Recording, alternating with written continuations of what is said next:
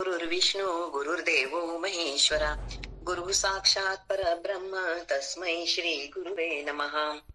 श्री गुरुदेव दत्त. प्रथम मी सर्वांचे आभार मानते की मला आपल्या सर्व पदाधिकाऱ्यांचे की मला इथे बोलण्याची संधी दिली. आणि आज 205वे पुष्प मी गुंफित आहे. माझा विषय आहे आजचा उपास्य देवता आणि पुरश्चरण. हे श्री सद्गुरु संवाद मधील आहे आणि सद्गुरु आणि भक्तांचा संवाद स्वरूपामध्ये हे आहे. मी सुरुवात करते आता. परमपूज्य श्री सद्गुरु चरणी आपल्या सर्वांच्या वतीने वंदन करून संवादाला प्रारंभ होत आहे. मागच्या वेळी आपण विष्णू सहस्त्रनाम आणि शिव सहस्त्रनाम या संबंधात एकूणच नाम जपाचं सामर्थ्य काय आहे याविषयी उलगडा केला आहे. या देवतांच्या उपासना आपल्याकडे ज्या केल्या जातात त्या देवतांमध्ये इष्ट देवता, कुलदेवता आणि ग्रामदेवता अशा 3 उपास्य देवता असतात. तर ह्या 3 देवता असण्याचं कारण काय असावं, तसंच यामध्ये काही साम्य भेद असतो का, असा प्रश्न भक्तांनी सद्गुरूंना विचारला. सद्गुरूंचं उत्तर द्यावं. आपल्याकडे देवतांची उपासना करण्याची प्रथा आहे. यामध्ये वेगवेगळे प्रकार असू शकतात. ज्या देवतेची आपण मनापासून भक्ती करावी अशी जेव्हा मनुष्याला भावना येते आणि त्या भावनेच्या माध्यमातून त्या देवतेची सेवा केली जाते, अशा पद्धतीच्या देवतेला इष्ट देवता असं म्हणतात. कुलदेवतेची उपासना ही परंपरेने चालत आलेली असते. पूर्वजांनी चालू केलेली जी परंपरा असते ती परंपरा सतत आचरली जावी अशी आपली हिंदू आचार पद्धती आहे. म्हणून त्या परंपरेनुसार आपण कुलदेवता मान्य करतो आणि त्या परंपरागत भावनेतून तिची उपासना केली जाते. ग्रामदेवता म्हणजे सर्वानुमते एक देवता आपल्या गावामध्ये असावी व सर्वांनी मिळून त्या देवतेची उपासना करावी या विचाराने ग्रामदेवतेची उपासना केली जाते. या 3ही देवता वेगवेगळ्या असू शकतात. इष्ट देवता ही त्या व्यक्तीपुरती असते. कुलदेवता ही संपूर्ण कुलासाठी असते किंवा त्या त्या घराण्यासाठी असते आणि ग्रामदेवता ही गावापुरती असते. पंढरपूरचा श्री विठ्ठल किंवा काशी विश्वेश्वर या देवता कोणत्या स्वरूपाच्या असतात, भक्तांनी प्रश्न केलेला आहे. सद्गुरूंचे उत्तर द्यावं. पंढरपूरचा विठ्ठल किंवा काशीचा काशी विश्वेश्वर ह्या ग्रामदेवता नाहीत. या तीर्थक्षेत्रामधील देवता आहेत. त्यांना विश्वदेवता म्हणता येईल. या देवता सर्वांनाच उपयुक्त असू शकतात. विश्वाच्या रक्षणासाठी किंवा पोषणासाठी या देवता आहेत असंही म्हणता येईल.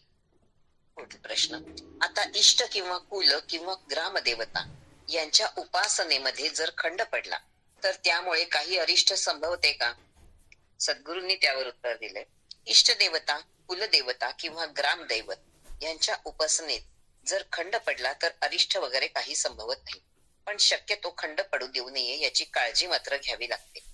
लोक नोकरी निमित्त आपलं गाव सोडून शहरात जातात, तिथेच स्थायिक होतात.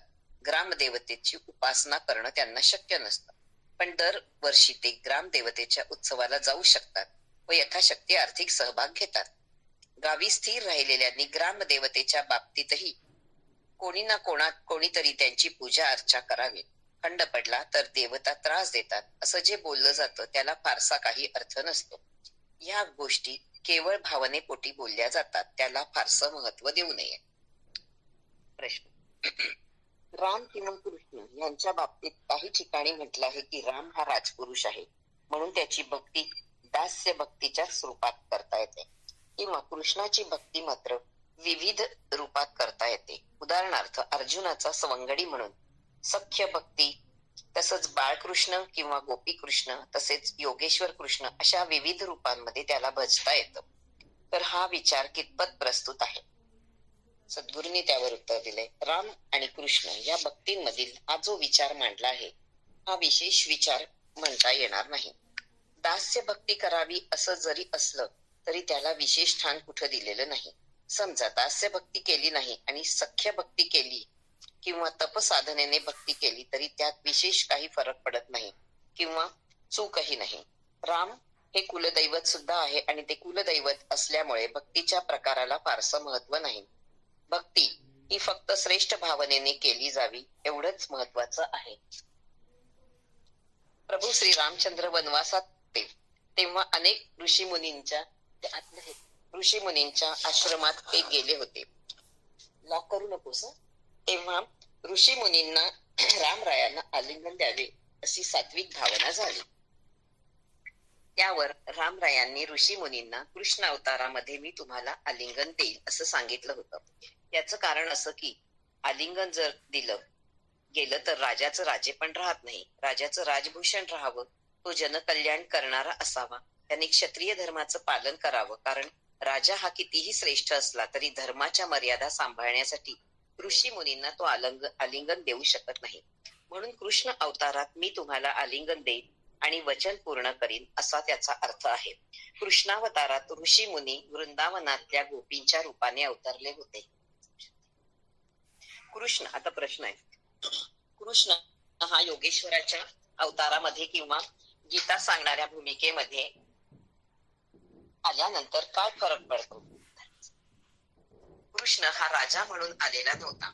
योगेश्वराच्या किंवा गीता सांगणाऱ्या भूमिकेमध्ये कृष्ण ज्ञानी म्हणजे ज्ञान देणारा किंवा ज्ञान सांगणारा असतो. या ठिकाणी गुरु किंवा शिष्य असा सांख्य भक्तीचा संबंध असतो. कृष्णाचं श्रेष्ठत्व अर्जुनानं ओळखल्यामुळे गीता ही सांख्य भक्तीचा संवाद झालेला होता. या ठिकाणी ही सांख्य भक्ती सर्व श्रेष्ठ मानता येईल. अज्ञान दूर करण्याकरता सख्य भक्तीच असावी लागते.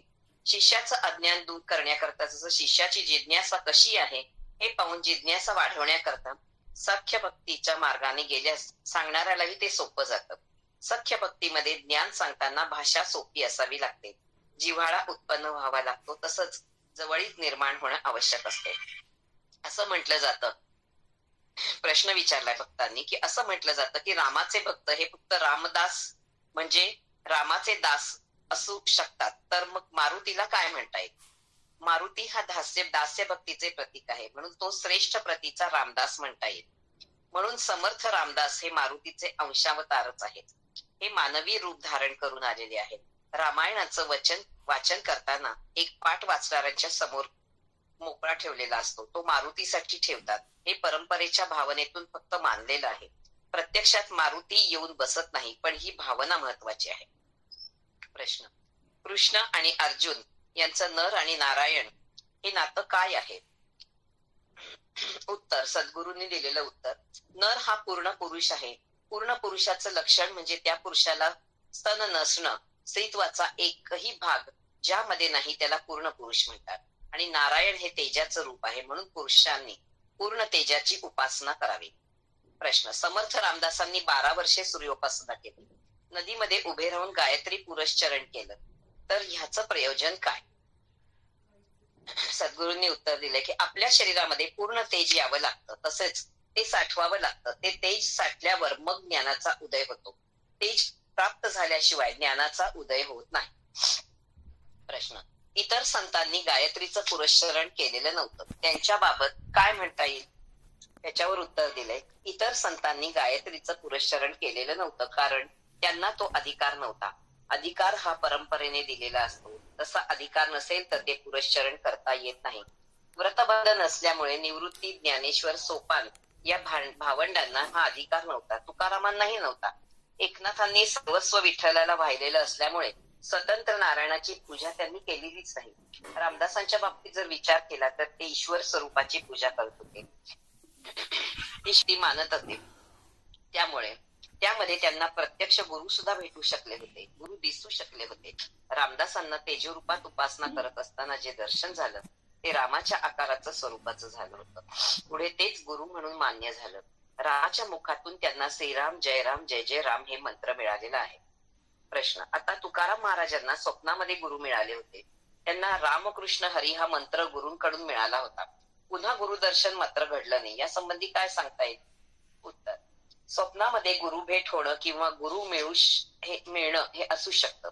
स्वप्नामधून दर्शन होऊ शकतात, अनुग्रह होऊ शकतो. तुकाराम हे जरी संत असले किंवा सर्वश्रेष्ठ असले तरी अनुग्रह देताना तो गुरुच्या मुखातून ऐकण्याची शक्ती लागते, म्हणून त्यांना दृष्टांत रूपी दर्शन दिलेलं आहे. असा अनुग्रह अखंड राहतो. ज्या व्यक्तीला स्वप्नातून अनुग्रह होतो त्या व्यक्तीला तेवढ्या शक्तीची प्राप्ती व्हावी लागते, मांगल्य यावं लागतं. जर परंपरेने तेवढं मांगल्य येऊ शकत नसेल तर मग स्वप्नातून दृष्टांत होतो आणि तोही श्रेष्ठ असतो.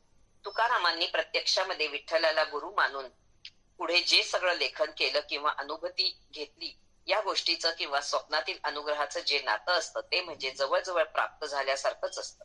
स्वप्नातील अनुग्रह हा जवळजवळ खऱ्या अनुभवाप्रमाणे असतो. फक्त प्रत्यक्ष मुखातून जेव्हा ऐकायला मिळतं तेव्हा प्रत्यक्ष दर्शन असतं आणि दृष्टांत रूपी जेव्हा अनुग्रह होतो तेव्हा ते अप्रत्यक्ष दर्शन असतं. तुकाराम हे कुणबी होते, ते वैश्य व्यवसायाचे होते. क्षत्रियांना परमेश्वराची जी अनुभूती येते ती दृष्टांत स्वरूपात येते. ब्राह्मण सुद्धा ब्रह्मरूप असेल तरच प्रत्यक्ष अनुग्रह होऊ शकतो. ब्रह्मरूप म्हणजे त्याच्या तपाची तेवढी योग्यता येणं, तेवढी शक्ती प्राप्त होणं, तसंच मांगल्य प्राप्त होणं. जो नुसता जातीने ब्राह्मण असेल तर असा अनुग्रह होणार नाही. क्षत्रियांना प्रत्यक्ष अनुग्रह कधीच होत नाही, मात्र दर्शन होऊ शकतं.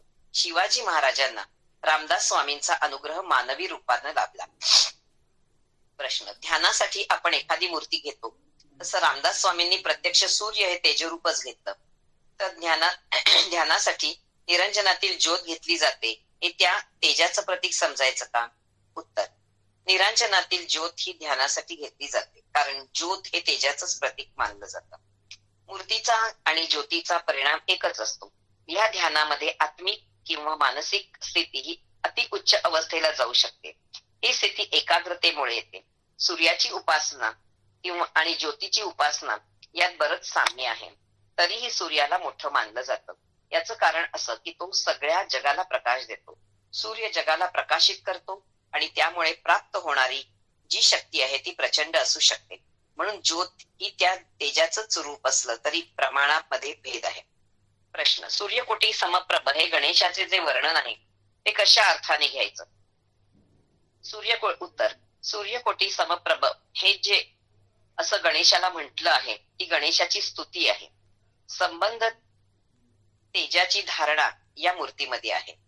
अशा अर्थाने ते रूपकही होऊ शकतं, कारण अलंकारयुक्त शब्दाशिवाय स्तुतीचं वर्णन होऊ शकत नाही.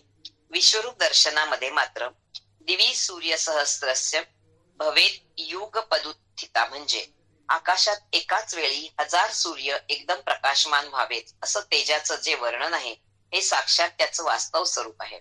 हा केवळ अलंकारिक शब्द प्रयोग नसून त्या तेजाची वास्तवता वर्णिलेली आहे. तेजाचं दर्शन मूर्तीमधून कल्पनेने घेता येत नाही. मूर्ती ही सतेज होऊ शकते, तिच्यामध्ये जिवंतपणा असू शकतो, अशा पद्धतीचा अनुभव मूर्तीमधून येऊ शकतो. व्यक्ती ही सुद्धा तेजोमय झाल्याशिवाय ईश्वराची प्रचिती येत नाही. उपासक अनेक असू शकतात, उपासनाही भरपूर होऊ शकते, परंतु व्यक्ती तेजोमय व्हावी लागते. अशाच व्यक्तीच्या ठिकाणी ईश्वराचा वास असू शकतो. प्रश्न, अखंड मंडलाकारम व्याप्तेन चराचरम असं जे म्हटलं आहे त्यामागे काय अनुभव असू शकतो? व्यक्तीच्या ठिकाणी तेजाचं पूर्णत्व यावं लागतं. तेजाचं जे वलय आहे ते अखंड वाढत जातं. उलगडत जाणारी स्प्रिंग जशी उलगडत उलगडत सर्व अवकाश व्यापते तसं तेज किंवा ती ऊर्जा संपूर्ण विश्वभर व्यापून जाते. म्हणजेच त्या शक्तीचं सामर्थ्य चराचरात व्यापून जातं असा अखंड मंडलाकाराचा अर्थ आहे. ही अवस्था एकदा प्राप्त झाली की ती अखंड टिकू शकते. ही मोक्षाची पूर्व लक्षणं समजली जातात. या अवस्थेमध्ये कृती ही आपोआप होत असते. याला सहजावस्थाही म्हणता येईल. जे जे म्हणून पाहिलं जातं, केलं जातं किंवा बोललं जातं ते सर्व त्या तेजामध्ये तेजोमय ईश्वराचंच असतं. जीवनमुक्त अवस्था किंवा मोक्ष हे सर्व एकच आहे. तसंच त्याला विदेही अवस्थाही म्हणता येईल. प्रश्न, आता विदेही अवस्था किंवा जीवनमुक्त अवस्था आणि प्रत्यक्ष ब्रह्मपद किंवा ब्रह्मावस्था यात काय भेद आहे? विदेही अवस्था, जीवनमुक्त अवस्था किंवा ब्रह्मावस्था यात काहीही भेद नाही. अशी व्यक्ती ब्रह्मपदीच अस्तित्वात असते. मानवी देहाला जी ब्रह्मपद अवस्था येते ती आकारामुळे येते. मानव आकारामुळे फक्त वेगाचा भास असतो, नाहीतर सर्व अवस्था एकच आहेत. या अवस्थांमधील सामर्थ्य, प्रेरणा सर्व एकाच पद्धतीच्या असतात. आनंदमयी अवस्था ही एकाच प्रकारची असते. यामध्ये भेद जर असेल तर ब्रह्मावस्था म्हणताच येणार नाही. प्रश्न, ज्ञानेश्वर महाराजांच्या हरिपाठामध्ये ब्रह्मावस्थेची प्रत्यक्ष वर्णने नाहीत, परंतु हरी हा घनदाट भरलेला आहे, प्रत्यक्ष वैकुंठच आहे असं वारंवार म्हटलं जातं. ह्याला काय म्हणता येईल? उत्तर, हरिपाठामध्ये सर्व स्तुतीपर वर्णने आहेत. ही वर्णनं ब्रह्मभूत अवस्थेची मानायला हरकत नाही. हे केवळ भक्तीने प्राप्त होऊ शकतं. काहींना ज्ञानानं प्राप्त होऊ शकतं, काहींना तपश्चर्याने प्राप्त होतं. केवळ नामस्मरणाने हा मार्ग सोपा मार्ग आहे. प्रश्न. हरिपाठ म्हणण्यापूर्वी असं सांगितलं जातं की भूमध्यामध्ये गोपी चंदनाचा टिळा किंवा बुक्का लावावा, तुळशीचा हार गळ्यामध्ये असावा, तर याची काय आवश्यकता असते? उत्तर. हरिपाठ म्हणताना चंदनाचा टिळा कपाळी लावणं किंवा गळ्यात तुळशीची माळा घालणं याची काही आवश्यकता नसते. या गोष्टीला धार्मिक अर्थ काही नाही. नामस्मरण हा भाग मुख्य असल्यामुळे टिळा लावला काय किंवा नाही लावला काय, मात्र जी काय प्राप्ती व्हायची ती होतेच. प्राप्ती होण्याकरता प्रयत्न मात्र करावे लागतात. नामस्मरणासाठी मनाची एकाग्रता साधावी लागते. तसंच देहाला सुचिरभूतता यावी म्हणून चंदनाचा टिळा किंवा तुळशीची माळ याची उपयुक्तता आहे. अशा अर्थाने फक्त या गोष्टींना महत्व देता येईल. प्रश्न. हरिपाठामध्ये ज्ञानदेव म्हणे असं येतं, त्याचा अर्थ काय आहे? हरिपाठामध्ये ज्ञानदेव म्हणे असं जे वारंवार म्हटलेलं आहे याचा अर्थ आहे की यामध्ये मूळ कर्ता बाजूला राहतो आणि हा कर्ता हा अहम कर्तृत्वातून मुक्त होतो आणि त्या ठिकाणी ज्ञानदेवच सगळं सांगतो आहे असा विचारानं ते घेतलेला आहे. अहमतेचा लोप करून ते सांगितलं जावं किंवा सांगणारा हा पूर्ण अधिकारी आहे ही भावना अखंड त्या ठिकाणी असावी हा मूळ उद्देश आहे. ज्ञान सांगणाऱ्याला पूर्ण अधिकार असतो म्हणून ज्ञानदेव म्हणे किंवा तुका म्हणे असं म्हटलं जातं. हे पुरुष अनुभव घेतलेले असतात. स्वतःच्या अनुभवावर ते पूर्ण विश्वासाने किंवा निशंकपणे सांगतात. ते प्रतिज्ञेवर सांगत असतात. प्रश्न. संत किंवा अवतारी पुरुष यांच्यामध्ये संत हे प्रेमळ, दयाळू, वत्सल किंवा माऊली स्वरूप असतात आणि अवतारी पुरुष हे दुर्जनांचा संहार आणि सज्जनांचे रक्षण करणारे असतात. त्यांच्या ठिकाणी मातृत्वाचा भाव असण्याचं कारण नसतं असा काही जण फरक करतात. असं असतं का? उत्तर. संत किंवा अवतारी पुरुष ही दोन्ही रूप एकाच पद्धतीची असतात. यांच्यात फरक असायचं काही कारण नाही. सज्जनांचं रक्षण करणं म्हणजे दयाळू भाव किंवा वत्सल भाव हा येतोच. प्रश्न. इथे एक विचार असं वाटतं की हरिपाठ किंवा अन्य पारायण किंवा पठण किंवा जपजाप्य या माध्यमातून जे काही साध्य करायचं असतं ते काही असलं कर्मकांड न करता नुसत्या मौन अवस्थेमधूनही साध्य करता येतं असंही म्हटलं जातं. तर मौन याचा खरा अर्थ काय आहे? उत्तर. मौन याचा खरा अर्थ असा की पूर्णपणे ईश्वर आहे, ईश्वर आहेच असा निशंक मनाने राहणं. मन निशंक झाल्याशिवाय मौनावस्था प्राप्त होऊ शकत नाही. ईश्वराच्या अस्तित्वाबद्दल कुठेही शंका न उरता ज्यात त्याचं जे अंतिम स्वरूप आहे ते वाणीच्या पलीकडचं आहे असं जेव्हा मनाला पूर्णपणे पटलेलं त्यावेळी फक्त मौन उरतं. यालाच आत्मबोधाचं ज्ञान होणं असं म्हणतात. प्रश्न. व्यवहारामध्ये किंवा लौकिकामध्ये जे मौन पाळलं जातं त्याचा अर्थ काय घ्यायचा? उत्तर. व्यवहारामध्ये वागताना शक्यतो शब्दात कुठं आपण अडकू नये किंवा अपशब्दाने कोणी दुखावलं जाऊ नये, अभद्र शब्द येऊ नये, तसंच राग ही व्यक्त होऊ नये यासाठी लोक मौन पाळतात. कारण बोलताना तत्वार्थ बोलता आला पाहिजे. तत्वार्थ बोलणं हे आवश्यक असतं. व्यावहारिक जीवनामध्ये योग्य तऱ्हेने बोलता आलं नाही तर गैरसमज होऊ नये याला मौन पाळलं जातं. हा व्यवहार कौशल्याचा भाग आहे. अशा पद्धतीच्या मौनाचा पारमार्थिक जीवनाशी काही संबंध येत नाही किंवा त्याचा फारसा उपयोग पण नाही. प्रश्न. आत्मबोधाची अवस्था ही मौनाची अवस्था असते. स्थितप्रज्ञतेचा विचार या संदर्भात करणं चुकीचं होईल. समाधी अवस्था स्थितप्रज्ञता याचा काय संबंध आहे? समाधी अवस्था हा उत्तर. समाधी अवस्था हा स्वतंत्र विषय आहे आणि स्थितप्रज्ञ ही स्वतंत्र वृत्ती आहे. स्थितप्रज्ञ या अवस्थेला जाता येतं आपण जेव्हा आपल्या आत्मचिंतनाचा विचार करत असताना स्थिर होतो तेव्हा येणाऱ्या अवस्थेला स्थितप्रज्ञ असं म्हटलं जातं. आत्मा आत्मना तुष्ट हा म्हणजे स्वतःच्या आत्म्याच्या ठिकाणी संतुष्ट होणं किंवा स्वतःला स्वतःच्या ठिकाणी अनुभवणं. सामान्यतः बाह्य गोष्टीमध्ये मनुष्य आनंद मानत असतो. बाह्य विषयांविषयी त्याला संतोष वाटतो, परंतु स्थितप्रज्ञ अवस्थेमध्ये तो सुख दुःखाच्या पलीकडे गेलेला असतो. त्यामुळेच आत्मबोधामुळे तो स्थिर झालेला असतो. स्वतःला स्वतःच्या ठिकाणी अनुभवल्याशिवाय पलीकडे जाता येत नाही. त्याला आतून अशी समज यावी लागते की आता मी स्थिर झालेलो आहे. मला समजत असून सुद्धा मी काय करतोय याचं मला भान न राहणं किंवा ही क्रिया मी करत नसून ही क्रिया आपोआप कशी होते हे आपण स्वतः पाहणं, अशा अवस्थेला ईश्वर स्वरूप अवस्था प्राप्त होणं असं म्हणतात. या अवस्थेत आत्मभान हे राहतं पण ते क्रियाशील नसतं. या अवस्थेमध्ये त्याला जाणीव होत असते. पण आपण काय करतो आहोत, काय बोलतो आहोत या क्रियेची जाणीव राहत नाही, म्हणून तो संतुष्ट असतो. आत्मभान येणं, त्याचं ज्ञान होणं, त्याला प्रज्ञा असं म्हणता येईल. लौकिक अर्थाचं ज्ञान या ठिकाणी राहत नाही. आत्मबोधाचं ज्ञान प्राप्त झालेल्या व्यक्ती विचारलेल्या प्रश्नांना समर्पक उत्तर देऊ शकते. कारण विचारलेल्या प्रश्नाची जाणीव असते किंवा तो प्रश्न समजू शकतो, पण ती काय बोलते, काय सांगते या क्रियेची जाणीव त्या व्यक्तीला राहत नाही. मुखातून आपोआप प्रज्ञा बाहेर पडत राहते आणि हे सगळं सहजगत्या घडतं. उत्स्फूर्तपणे मुखातून बाहेर पडणाऱ्या प्रज्ञेचा कुठेही अभ्यास झालेला नसतो. पण विचारलेल्या प्रश्नांना उत्तर देताना प्रज्ञेचा ओघ सुरू झाला की देह फक्त कारणापुरता राहतो. आत्मभान असलेल्या अवस्थेला स्वसंवेद्य असेही म्हणता येईल. स्वसंवेद्य म्हणजे मी मला स्वतःलाच जाणतो किंवा माझा डोळा मला स्वतःलाच पाहतो, अशा तऱ्हेचं सामर्थ्य या अवस्थेत प्राप्त होतं. जसं सूर्याचं उदाहरण घेतलं तर सूर्याला दिवसाचं भान नसतं, तसं रात्रीचंही भान नसतं. तरी सूर्य हा असतो. दिवस किंवा रात्रीचं भान हे आपल्याला असतं. सूर्य हा तेजोमय आहे. तसंच तो असतो ही जी अवस्था आहे त्या अवस्थेला अंतिम अवस्था म्हणता येते किंवा पूर्ण ब्रह्माची अवस्था म्हणता येते. ही अवस्था आणि स्थितप्रज्ञ अवस्था ही एकच असते. अशा अवस्थेतील पुरुष हा तेजोमय असतो. हे तेज कशाचं आहे त्याला माहिती नसतं. तेज कशातून उत्पन्न होतं हेही माहिती नसतं. त्याचा उपयोगही माहिती नसतो. पण त्या स्वरूपाची जाणीव मात्र होत असते. या स्वरूपामध्ये तो पूर्णपणे संतुष्ट असतो.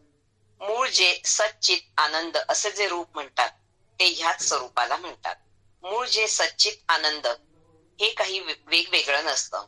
हे सर्व एकच असतं. सर्वत्र भरून राहिलेलं आनंदाचं अस्तित्व रूप असा त्याचा अर्थ आहे. या तेजालाच ईश्वर असं म्हणतात आणि किंवा मानव रूपातलं परब्रह्म रूप असंही म्हणतात. प्रश्न, या तेजाचा इतरांवर काय परिणाम होतो? या तेजाच्या दर्शनामुळे इतरांना ज्ञानाची प्राप्ती होते. तेजाचं दर्शन कोणालाही होऊ शकतं, पण त्यासाठी त्या व्यक्तीची तेवढी योग्यता लागते. ते तेज पाहण्याची किंवा सहन करण्याची क्षमता असली पाहिजे. प्रश्न, हे परब्रह्म रूपी तेज मानव रूपात का येतं? उत्तर, मानव रूपात येण्याचं कारण म्हणजे आकाराशिवाय ते दिसू शकत नाही. कारण तसंच कारणास्तव त्यांचा अवतार असतो. ह्या कारणांचं भान या पुरुषांना नसतं. मात्र कार्य घडत असतं. कार्याचे जे परिणाम दिसतात त्यावरून त्यांना भान येऊ शकतं. परंतु हे सर्व नंतर घडतं. यामध्ये कोणत्याही वर्तनाच्या बदलाचीही गरज नसते. सातत्याने जी क्रिया घडायला हवी ती घडत राहते. त्याचे आपोआप परिणाम घडत असतात. या तेजाची वलय अखंडपणे वाढत राहतात आणि सर्व विश्व व्यापून टाकतात. अनादि अनंत अशा विश्वाची व्याप्ती मोजता येत नाही. त्याप्रमाणे त्या तेजाचीही व्याप्ती कल्पिता येत नाही. परंतु सर्व सृष्टी किंवा विश्व व्यापूनही तो उरत राहतो. या अवस्थेत सहस्त्र नामांनी व्यक्त झालेला श्री विष्णू किंवा श्री शिव कसा असतो याचा साक्षात्कार होतो. परमपूज्य सद्गुरूंना वंदन करून श्री सद्गुरू संवाद समाप्त झाला. आता हा एक टॉपिक संपलेला आहे. पुढचा टॉपिक आता मी घेत नाही कारण आता थोडाच वेळ आहे. तर मी एक ज्ञानेश्वरांचा ह्याच्यावरती एक अभंग हे म्हणते, गाणं म्हणते. चालेल ना? वेळ आहे ना? हो काकू, आहे वेळ. हा, मग एक हे म्हणते आणि मग नंतर माझं वाचन थांबेल.